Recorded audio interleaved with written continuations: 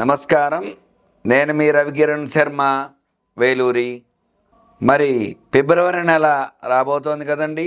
మరి ఫిబ్రవరి నెలలో ఏ ఏ రాశుల వారికి ఏ రకమైనటువంటి అనుకూలతలు ఉన్నాయి, ఏ రకమైనటువంటి ప్రతికూలతలు ఉన్నాయి, గ్రహబలం ఏ విధంగా ఉంది, గ్రహాలు అనుకూలంగా ఉన్నాయా ప్రతికూలంగా ఉన్నాయా అనే విషయాన్ని గురించి ఈరోజు మనం చెప్పుకోవడం జరుగుతుంది.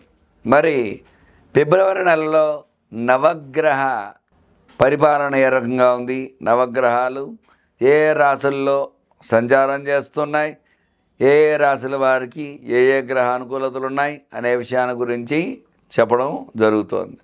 మరి గ్రహాలకు అధిపతి అయినటువంటి రవి మొట్టమొదటగా ఫిబ్రవరి 12వ తేదీ వరకు కుంభరాశిలో సంచారం చేయడం జరుగుతుంది. తదుపరి మీనరాశిలో సంచారం చేయడం జరుగుతుంది. అందువల్ల ఈ యొక్క కుంభరాశిలో మీనరాశిలో రవి సంచారం, కుంభరాశిలో సంచారం చేసినంత వరకు కూడా ఈ యొక్క కుంభరాశి వారికి ప్రతికూలతలు ఉంటాయి. అట్లాగే మీనరాశిలో సంచారం చేసిన తర్వాత మీనరాశ్యాధిపతి గురుడు కాబట్టి గురుడు ఉన్న రాశులు ఏవైతే ఉన్నాయో ఆ రాశులన్నిటికీ కూడా అనుకూలతలు వచ్చే అవకాశాలు ఖచ్చితంగా ఉంటాయి. అట్లాగే ఈ యొక్క నవగ్రహాల్లో తదుపరి గ్రహం చంద్రుడు ప్రతినిత్యము కూడా మారుతూ ఉంటాడు, నక్షత్రాన్ని బట్టి మారుతూ ఉంటాడు. కాబట్టి ఈ యొక్క 2.5 రోజులకు అంటే 2.5 నక్షత్రాలకి ఒకరోజు ఒక్కొక్క రాశి మారి ఇంకొక రాశిలోకి వస్తూ ఉంటాడు చంద్రుడు. అందువల్ల ఆ చంద్రుడు ఏ రోజున ఎలా ఉంటుందో అనే విషయాన్ని అప్పటికప్పుడే చెప్పుకోవాలి. కాబట్టి చంద్ర అనుకూలత సాధ్యమైనంత వరకు చంద్రుడు మనఃకారకుడు, చంద్రబలం అది ఉంటుంది. చంద్రుడు ఏ గ్రహంతో కలిస్తే ఆ ఫలితాన్ని ఇస్తూ ఉంటాడు. శుభగ్రహంతో కలిస్తే శుభ ఫలితాలు, పాపగ్రహంతో కలిస్తే పాప ఫలితాలు వచ్చే అవకాశాలు ఉంటాయి. అలాగే తరువాతి గ్రహం కుజుడు. ఈ యొక్క కుజుడు ఫిబ్రవరి 24వ తేదీ వరకు కూడా మిథున రాశిలో సంచారం చేస్తున్నారు. తదుపరి కర్కాటక రాశిలో సంచారం చేయడం జరుగుతుంది.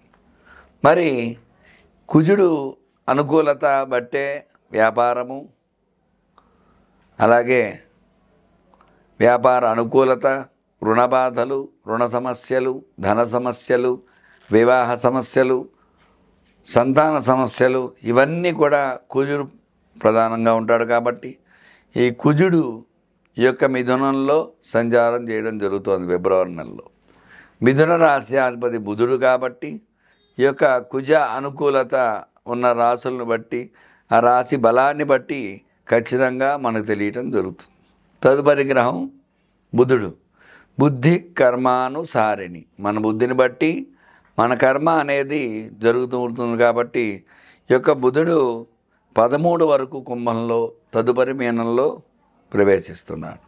మరి కుంభంలో ప్రవేశించినప్పుడు శనికి బుధుడు శత్రువు అయితే కాదు, మిత్రుడే. కాబట్టి ఆ యొక్క బుధ సంచారం శని క్షేత్రంలో సంచారం చేసినప్పటికీ కూడా బుధ సంచారం అనుకూలంగా ఉంటుంది.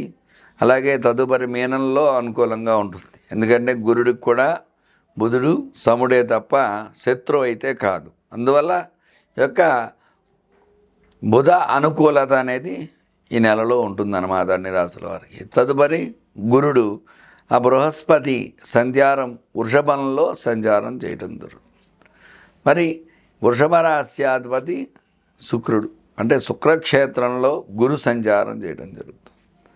ఈ గురు సంచారం చేయడం వల్ల గురు అనుకూలత అనేది ఖచ్చితంగా ఏర్పడటం జరుగుతుంది. ఎందుకంటే ఫైనాన్స్గా చూసుకున్నట్లయితే శుక్రుడు అధిపతి, మరి విద్య, ఉద్యోగం ఇట్లాంటి వాటికి చూసుకున్నట్టు గురుడు అధిపతి. అటువంటి గురుడు శుక్రక్షేత్రంలో పడటం వల్ల అటు ఉద్యోగము మరియు ఈ యొక్క విశేషమైనటువంటి ధనం ఈ రెండు కూడా గురు బలం వల్ల వస్తూ ఉంటాయి. మరి తదుపరి శుక్రుడు మీనంలో సంచారం చేయడం జరుగుతుంది. మరి మీనరాశ్యాధిపతి గురుడు, మరి అదే మీనంలో రాహు సంచారం చేయడం జరుగుతుంది. అంటే శుక్ర రాహువుల కలయిక వల్ల కొంచెం ఇబ్బందులు వస్తూ ఉంటాయి. దంపతుల్లో అన్యోన్యత లోపించడం అట్లాంటివి చిన్న చిన్న సమస్యలు అవి కొన్ని రాశుల వారికి వచ్చే అవకాశాలు ఉన్నాయి. మరి తదుపరి శని సంచారం. శని కుంభంలో సంచారం చేయడం జరుగుతుంది. కుంభరాశి అధిపతి శని కాబట్టి శని అనుకూలత ప్రతికూలతను బట్టి ఉంటుంది. శని వల్ల శని భగవానుడు ఆయన అనుగ్రహం ఇస్తే చక్కగా వివాహం జరుగుతుంది, చక్కటి ఉద్యోగం వస్తుంది, చక్కటి సంతానం కలుగుతుంది. చక్కటి అనుకూలతలన్నీ కూడా శని భగవానుడి వల్ల వస్తూ ఉంటాయి. మరి ఆయన ప్రతికూలిస్తే అనారోగ్యం వస్తుంది, వివాహం సరిగ్గా సెట్టు కాదు, డబ్బు ఎలా వస్తే అలా ఖర్చు అవుతూ ఉంటుంది. ఇట్లాంటి సమస్యలన్నీ శని భగవానుడు వల్ల వస్తాయి. ఈయన కుంభంలో సంచారం చేస్తున్నారు ఈ నెలలో. తదుపరి రాహు సంచారం. రాహు మీనంలో సంచారం చేస్తున్నారు. రాహు భగవానుడు అంటే సర్పకారకుడు. రాహుకేతువులు. రాహు వల్ల చక్కటి అనుకూలతలు ఉన్నాయి, చక్కటి ప్రతికూలతలు ఉన్నాయి. రాహు వల్ల దృష్టి దోషాలు, నరదృష్టి, నరఘోష ఇట్లాంటివన్నీ వస్తూ ఉంటాయి. అట్లాగే రాహు దృష్టి దోషాలు అంటే కళ్ళకు సంబంధించి వ్యాధులు, అలాగే నరాలకు సంబంధించి వ్యాధులు ఇట్లాంటివన్నీ రాహు వల్ల వస్తూ ఉంటాయి. తర్వాత కేతువు జ్ఞానకారకుడు కన్యలో సంచారం చేయడం జరుగుతుంది.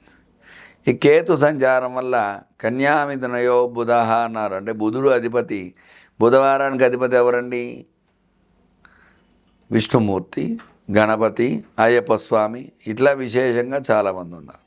మరి అటువంటి బుధవారానికి అధిపతి అయిన బుధుడు అనుకూలంగా ఉన్నటువంటి కన్యలో ఈ యొక్క కేతువు కన్యలో సంచారం చేయడం వల్ల కొంతమందికి అనుకూలతలు, కొంతమందికి ప్రతికూలతలు. ఇట్లా ఈ నవగ్రహ పాలన అనేది ఫిబ్రవరి నెలలో ఈ రకంగా ఉండబోతోంది. అందువల్ల వీరి యొక్క స్థితిగతులను బట్టి శత్రువు అయితే రాస్యాధిపతి ప్రతికూలతలు, రాస్యాధిపతి మిత్రుడైతే అనుకూలతలు, ఇట్లా మనకి అనుకూలత ప్రతికూలత అనేది వస్తూ ఉంటుంది. కాబట్టి చక్కగా వాటిని బట్టి ఏ రాశి వారికి ఏ రకంగా ఉండబోతోంది అనే విషయాన్ని వివరంగా చెప్పడం జరుగుతోంది.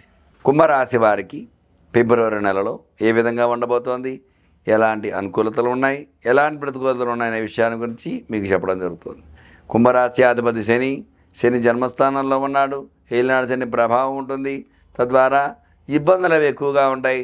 జన్మ శని వల్ల శని భగవానుడు స్వక్షేత్రంలో ఉన్నప్పటికీ కూడా కొన్ని ఇబ్బందులు అయితే ఖచ్చితంగా ఉన్నాయి. అందువల్ల ఈ యొక్క కుంభరాశి వారికి ప్రతికూలతలు ఎక్కువగా ఉన్నాయి. ఆచితూచి అడుగు వేయాలి. వివాహ ప్రయత్నాలు చేసేవారికి వివాహ ప్రయత్నాలు సఫలీకృతం కావు. అందువల్ల వాళ్ళు ఏం చేస్తే బాగుంటుంది, ఎలాంటి పరిహారం చేసుకోవాలనే విషయాన్ని చెప్పడం జరుగుతుంది. సంతాన ప్రయత్నాలు చేసేవారికి కూడా సంతాన అనుకూలత తక్కువగా ఉంటుంది. అలాగే ఉద్యోగ ప్రయత్నాలు చేసేవారికి ఉద్యోగ ప్రయత్నాలు కూడా ఒక 40% వరకు అవకాశాలు ఉన్నాయి. 60% ప్రతికూలతలే ఉన్నాయి. ఉద్యోగ ప్రయత్నాలు సఫలీకృతం కావు. ఉద్యోగంలో ఉండే వాళ్ళకి ప్రమోషన్స్ వస్తాయని ఎదురుచూపుగానే ఉంటుంది తప్ప ఈ నెలలో కూడా ప్రమోషన్స్ వచ్చే అవకాశాలు చాలా చాలా తక్కువగా ఉంటాయి. ఉద్యోగ ప్రయత్నాలు సఫలీకృతం కావు. విద్యా పరంగా చూసుకున్నట్లయితే చదువుకునే పిల్లలకి జ్ఞాపక శక్తి కొంచెం మందగిస్తుంది. ఈయన పేరే మందుడు, రాస్యాధిపతి అయిన శని ఆ మందుడు అంటారు. కాబట్టి మందగించడం వల్ల కొంచెం ఆ బుద్ధి మందగించడం వల్ల పరీక్ష అనుకున్న రీతిలో పాస్ అవ్వకపోవడం అట్లాంటి ఇబ్బందులు వస్తూ ఉంటాయి. తగు జాగ్రత్తలు వహించాలి విద్య విషయంలో. అలాగే స్టాక్ మార్కెట్లో స్టాక్స్ పెట్టుబడులు పెట్టారా, మీ ధనం ఖాళీ అవుతుంది. చాలా జాగ్రత్త వహించాలి. ఆచితూచి ఏ స్టాక్స్పై పెట్టుబడి పెట్టాలి అనే విషయాన్ని ఆలోచించి పెట్టుబడి పెడితే మీకు లాభాలు వచ్చే అవకాశాలు ఉంటాయి. అట్లాగే రియల్ ఎస్టేట్ రంగం చూసుకున్నట్లయితే గతంలో ఎలా ఉందో ఇప్పుడు కూడా అలాగే ఉంటుంది. అభివృద్ధి అనేది చాలా తక్కువగా ఉంటుంది రియల్ ఎస్టేట్ రంగంలో. సినీ పరిశ్రమ హిట్ అవుతుంది అనుకుని తీసిన సినిమా కాస్త ఫ్లాప్ అయ్యే అవకాశాలు ఉంటాయి. అనుకున్నది కనీసం మధ్యమంగా కూడా వచ్చే అవకాశాలు చాలా చాలా తక్కువగా ఉంటాయి. సినీ రంగం కూడా అంతంత మాత్రంగానే ఉంటుంది. ఈ రాశి వారికి కొంచెం ఇబ్బందులు ఉంటాయి. అలాగే అప్పు చేసి సినిమా తీసిన వాళ్ళు చాలామంది ఉన్నారు. అటువంటి వాళ్ళకి రుణ బాధలు పెరిగిపోతూ ఉంటాయి. రుణ సమస్యలు కొంచెం ఎక్కువ అవుతాయి. తగు జాగ్రత్తలు వహిస్తూ ఉండాలి రుణ బాధ నుంచి. మొత్తం మీద ఈ రాశి వారికి చూసుకున్నట్లయితే ఎక్కువగా ప్రతికూల యోగాలే ఉన్నాయి అనుకూలతల కంటే కూడా. ఏ రంగం చూసినప్పటికీ కూడా ప్రతికూల యోగాలే ఉన్నాయి. ఎందువల్ల అంటే ఏలినాడు శని ప్రభావం ఎక్కువగా ఉండటం వల్ల. అందువల్ల మొత్తం మీద ఈ రాశి వారికి ఎలాంటి ఇబ్బందులున్నా వాటికి పరిష్కారం చక్కగా చెప్పడం జరుగుతుంది. శనికి విశేషంగా అభిషేకం చేసుకోవటము, నువ్వుల నూనెతో అభిషేకం చేయటము, అట్లాగే శనికి జపం చేయించుకోవటం, తర్పణ హోమం చేయించుకోవటం ఇట్లాంటివి చేయటం ద్వారా ఆ శని బాధలు తొలగిపోతాయి. తద్వారా అనుకూలతలు వచ్చే అవకాశాలు ఉన్నాయి. అలాగే శనివారం వెంకటేశ్వర స్వామి గుడికి వెళ్ళి వెంకటేశ్వర స్వామి గుడిలో అర్చనా పూజ చేసుకోవడం, వెంకటేశ్వర స్వామికి తులసిమాల సమర్పించడం ఇలాంటివి చేయడం ద్వారా అనుకూలతలు వచ్చే అవకాశాలు ఖచ్చితంగా ఉంటాయి. చూశారు కదండి, కుంభరాశి వారికి ఏ రకంగా ఉండబోతోంది ఈ నెలలో అనే విషయాన్ని వివరంగా చెప్పడం జరిగింది. ఎలాంటి పరిహారాలు చేసుకోవాలో కూడా వివరంగా చెప్పడం జరిగింది. చెప్పిన పరిహారం చేసుకుని ఈ యొక్క దైవ బలాన్ని చేకూర్చుకుని మీకు అనుకూలంగా మార్చుకుంటారని కోరుకుంటూ, మీకు ఎలాంటి సందేహాలున్నా స్క్రీన్ పైన నంబర్ రోల్ అవుతూ ఉంటుంది. సమస్య మీది, పరిష్కారం నాది. మీ రవికిరణ్ శర్మ, వేలూరి.